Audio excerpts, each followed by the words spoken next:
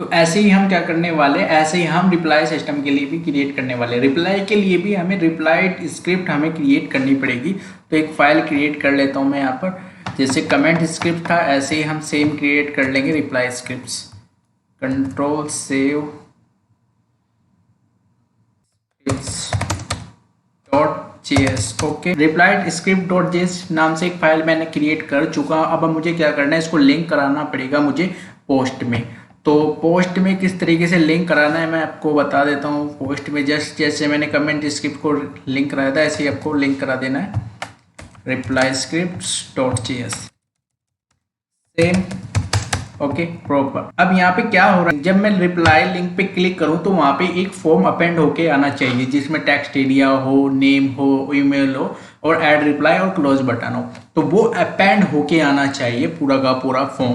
तो जैसे कि मैं आपको राइट क्लिक इंस्पेक्ट करके आपको दिखा भी देता हूँ। तो यहाँ पर आप देख सकते हैं जैसे मैंने रिप्लाई पे हूँ तो यहाँ पे रिप्लाई फॉर्म एक फंक्शन है, ऑन क्लिक दिया हुआ मैंने रिप्लाई फॉर्म 1.4। तो 1.4 क्या है, यहाँ पर मैंने जब मैं कोड करा रहा था वहाँ पे मैंने क्या दिया था मैं आपको दिखा देता हूँ। तो जैसे कि आप देख सकते हैं 1 क्या है, यहाँ पे कमेंट की आईडी है, कौन सा कमेंट है जो कि पेरेंट बनेगा, हमारा पेरेंट में जाएगी क्योंकि रिप्लाई है, ठीक है। और ये है हमारी पोस्ट। तो 1 हो गए हमारी कमेंट और पोस्ट हो गई हमारी पोस्ट की आईडी, ठीक है। तो पोस्ट की आईडी और कमेंट आईडी, तो कमेंट आईडी क्या होगी हमारे पेरेंट में चली जाएगी, पेरेंट में चली जाएगी मतलब वो रिप्लाई बन जाएगा और उसी के थ्रू हम उसके कमेंट के नीचे दिखा पाएंगे उसको, ठीक है। तो अब हमें क्या करना है, सेम ही है, देखो दोनों में सेम ही है। एक फंक्शन क्रिएट किया हुआ मैंने रिप्लाई फॉर्म फंक्शन हमें क्रिएट करना पड़ेगा ताकि हम एक फॉर्म को अपेंड कर सके। अपेंड करने के बाद यहाँ पे रिप्लाई एरिया और कमेंट की आईडी आ रही है, तो यहाँ पर वो फॉर्म आएगा। वो किस तरीके से आएगा, चलिए जावास्क्रिप्ट की कोड करते हैं। तो फंक्शन क्या बनाना पड़ेगा, फंक्शन रिप्लाई जो कि हमने लिया हुआ है और वैल्यू क्या क्या लेनी पड़ेगी हमें, आईडी है, कमेंट की आईडी और पोस्ट आईडी मैंने ले ली एंड देन सिंपल। अब कहाँ पे अपेंड होना चाहिए, हमें पता भी तो होना चाहिए कि किस आईडी पे हमें अपेंड करना है। तो अपेंड हमें किस आईडी पे करना है, यहाँ पर अपेंड करना है। तो हर एक कमेंट के नीचे एक यूनिक आईडी होगी रिप्लाई एरिया की, जहाँ पर हमारा अपेंड होके आएगा। अगर जितने भी कमेंट है उसकी अलग अलग यूनिक आईडी यहाँ पर ऑटो जनरेट होगी, डेटाबेस से आती रहेगी कमेंट के थ्रू। तो रिप्लाई एरिया ये अपेंड करना है मुझे। तो किस तरीके से करते हैं, डॉलर मैंने आपको पहले बताया था, डॉलर किस तरीके हैश, यदि हम आईडी लेते हैं तो हैश साइन लेते हैं, यदि हम क्लास लेते हैं तो डॉट साइन लेते हैं। तो reply area same reply area, ठीक है। उसके बाद क्या आ रहा है, हमारे पास आईडी आ रही है, डायनामिक आईडी हम लेके आ चुके हैं वहां से फंक्शन से जो कि हमने ऑलरेडी दी हुई है, ठीक है। फंक्शन से मैं आपको दिखा देता हूँ, ये फंक्शन में आईडी जा रही है ना, एड रिप्लाई फॉर्म, ये आईडी चली गई तो वहां पे आ जाएगी जब वो कॉल होगा, प्लस और आईडी। तो अपेंड का मतलब क्या होगा, जब हम रिप्लाई बटन पे क्लिक करेंगे या जब हमें HTML कोड अपेंड करना हो, अपेंड का मतलब वहां पे डिस्प्ले कराना हो या क्रिएट करना हो, जब रिप्लाई लिंक पे कोई क्लिक करेगा तो वहां पर एक फॉर्म क्रिएट हो जाएगा, ठीक है। तो वो अपेंड हमें करना है। तो इसके अंदर हमें क्या लेना पड़ेगा, एक फॉर्म लेना पड़ेगा। जिस तरीके से मैंने कमेंट के लिए थे ना फॉर्म, तो टेक्स्ट एरिया लिया था, यू नेम लिया था, ईमेल लिया था, पोस्ट की आईडी ली थी, ये सब मुझे अपेंड में देना है। पर इसमें क्या रहता है, इसमें आप स्पेस नहीं दे सकते। तो एक लाइन में लिखे प्रॉपर बिल्कुल भी स्पेस नहीं देना है आपको, ये ध्यान रखें। अगर कुछ स्पेस देते हो तो दिक्कत आएगी आपको, वो चलेगा नहीं आपके लिए प्रॉपर। तो डिव क्लास मैंने अपेंड करा दिया एक फॉर्म। फॉर्म में क्या लिया, सबसे पहले क्लास, बिल्कुल प्रॉपर अच्छे तरीके से इसको देख ले मैंने क्या क्या किया। Div class AP ID append ID.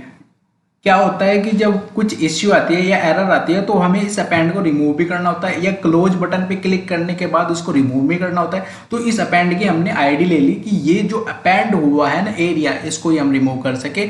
उसके बाद सेम फॉर्म लिया, उसके बाद मैंने क्या लिया, टेक्स्ट एरिया, उसका क्या नेम दिया, टेक्स्ट मैसेज आर का मतलब रिप्लाई। उसमें कमेंट में क्या था, टेक्स्ट मैसेज था ये खाली। फॉर्म कंट्रोल आ गया, फिर प्लेस टाइप रिप्लाई, वहां पे टाइप कमेंट था, सेम है। ID text area R cols auto, same वही फॉर्म लिया हुआ है। आप अच्छे से टाइप करोगे तो आपको पता चलता रहेगा।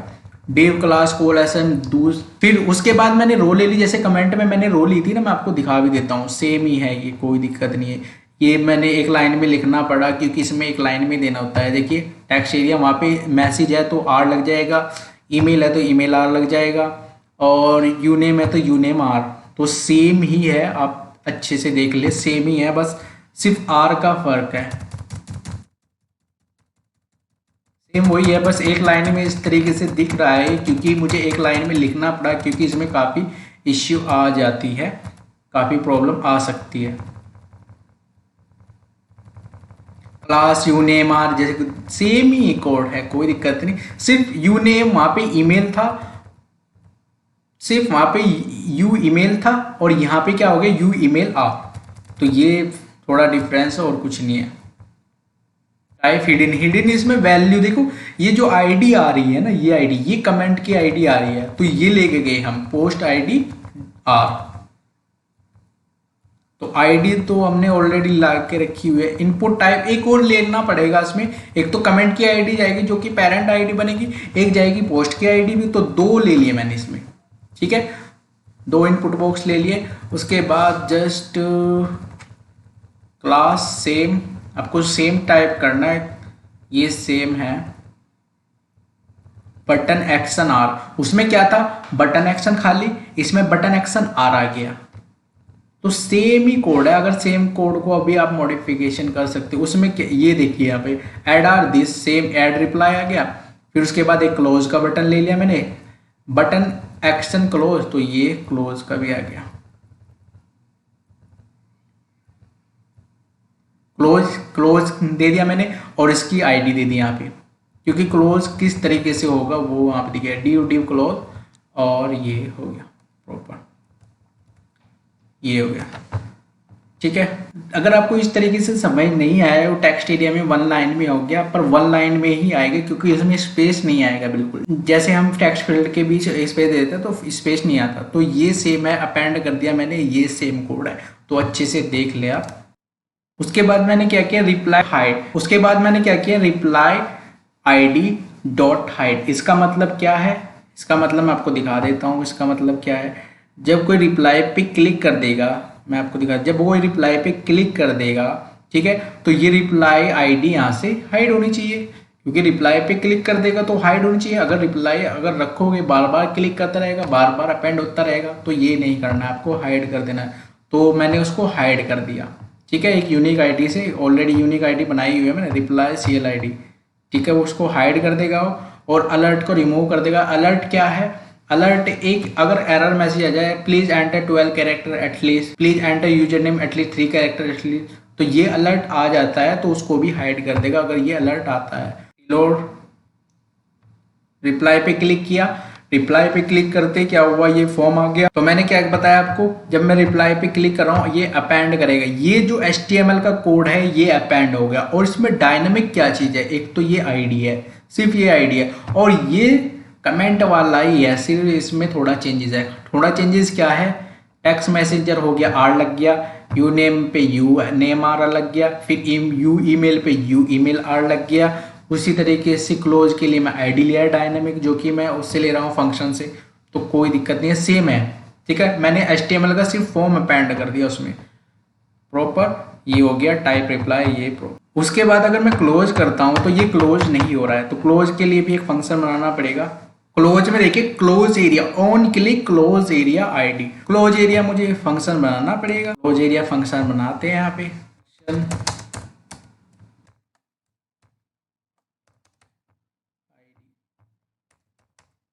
सबसे पहले तो हमें क्या करना पड़ेगा, जो ये अपेंड बनाया था, जो भी अपेंड हुआ है उसको रिमूव करना पड़ेगा। क्लोज होते ही वो फॉर्म हमारा रिमूव हो जाए, उसकी नीड नहीं होगी। तो हमने क्या किया, अपेंड प्लस आईडी, तो ये आईडी यहाँ से मिल गई, और ये ऑलरेडी आईडी मैंने दी हुई है उसको, ठीक है, डॉट रिमूव, तो वो अपेंड जो है रिमूव हो जाएगा। Reply dot ID dot show, इसका मतलब है रिप्लाई लिंक फिर से आ जाएगी, फिर से क्लिक करके हम रिप्लाई का फॉर्म अपेंड कर सकते हैं। तो कैसे काम करेगा ये, रिप्लाई क्लोज, रिप्लाई हाइड हो गया, ठीक है, जैसे कि मैंने बताया रिप्लाई हाइड हो गया। फिर जब रिप्लाई पे क्लिक किया, क्लोज किया, रिप्लाई शो हो गया, रिप्लाई कैसे शो हो गया, रिप्लाई आईडी डॉट शो, इससे शो हो गया और अपेंड हमारा रिमूव हो गया। ठीक है, फंक्शन समझ में आ गया आपको। अब मैं आपको बता देना चाहता हूँ, जैसे मैंने क्या किया था, कमेंट में क्रिएट किया था, कमेंट स्क्रिप्ट में एक फंक्शन क्रिएट किया था सेम, तो मैं इसी को ही ले लेता हूँ, सेम ही तरीका है, बस थोड़ा बहुत ही चेंजेस है, थोड़ा बहुत चेंजेस करके आप रिप्लाई का सेम कर सकते हैं। तो किस तरीके से करना है, मैं इसको कॉपी कर लेता हूँ, जो कि फंक्शन मैंने पहले बनवाया था, तो ईजी हो जाएगा वो आपके लिए भी काफ़ी। फंक्शन, तो ये लास्ट यहाँ से कमेंट स्क्रिप्ट, और मैं इसके ऊपर ही दे देता हूँ। ठीक है, सेम मैंने कॉपी कर दिया, कोई दिक्कत नहीं। अब मैं क्या करता हूँ, कॉल क्रूड एक्शन, यहाँ पर आप देख सकते हैं जब हमने अपेंड किया ना, अपेंड में कौन सा फंक्शन लिया मैंने, बटन ऐड एक्शन आर, तो मतलब आर ऐड करना पड़ेगा, नॉर्मल कुछ भी नहीं करना है, जस्ट आर ऐड कर दिया मैंने, आर सिंपल। उसके बाद ऐड आर लिया हुआ है मैंने, उसमें कैसे ऐड आर लिया हुआ है मैं आपको दिखा भी देता हूँ। ऐड आर कहाँ पे लिया हुआ मैंने, देखिए पोस्ट DIR, उसके बाद ऐड आर, तो इसमें थोड़ा चेंजेस है, सिर्फ आर का ही चेंजेस है कमेंट और उसमें, तो मैं आपको बता देता हूँ कहाँ कहाँ पे चेंजेस करना है। कमेंट बॉक्स में आर लगा देना है आपको, R post TIR, select find post TIR, uname R for reply, uname R, email R. उसके बाद मुझे एक एक्स्ट्रा फील्ड लेना पड़ेगा, क्योंकि मुझे कमेंट की आईडी ले जानी पड़ेगी, किस कमेंट पे वो रिप्लाई हो रहा है, तो जिस कमेंट पे वो रिप्लाई हो, तो पेरेंट कमेंट की आईडी लेनी पड़ेगी, उसको पेरेंट में डालना पड़ेगा। एक वैल्यू और ले लेते हैं इसमें, अब मैं variable post M, main post M का मतलब मेन कमेंट, पोस्ट एम मैंने यहाँ पे लिया, ऑलरेडी लिया हुआ है मैंने पोस्ट एम। मैं आपको दिखा भी देता हूँ कि पोस्ट एम मैंने कहाँ लिया, जहाँ पे मैंने अपेंड किया था वहाँ पे पोस्ट एम लिया हुआ है मैंने, hidden post ID post M, यहाँ पे देख सकते हैं ना, नेम पोस्ट एम। ठीक है, value post M select post ID R. उसी तरीके से मुझे क्वेरी स्ट्रिंग में भी वो देना पड़ेगा, तो किस तरीके से देना है वो भी जी है। क्वेरी स्ट्रिंग में आप देख सकते हैं टेक्स्ट मैसेज आर कर दिया मैंने, पोस्ट TIR कर दिया, पोस्ट आर पोस्ट एम ले लिया मैंने, और यूनेम आर यूनेम ईमेल, तो सिंपल ही है, थोड़ा बहुत चेंजेस है जो कि मैंने कर दिया। ठीक है, आर का ही थोड़ा बहुत चेंजेस है। उसके बाद एजेक्स, यहाँ पे कमेंट एक्शन है, तो यहाँ पे हम क्या क्रिएट करेंगे, रिप्लाई एक्शन, रिप्लाई एक्शन हम यहाँ पे क्रिएट करने वाले हैं। उसके बाद क्वेरी स्ट्रिंग सेम ही रहेगा, और ये ऐड आर आ जाएगा।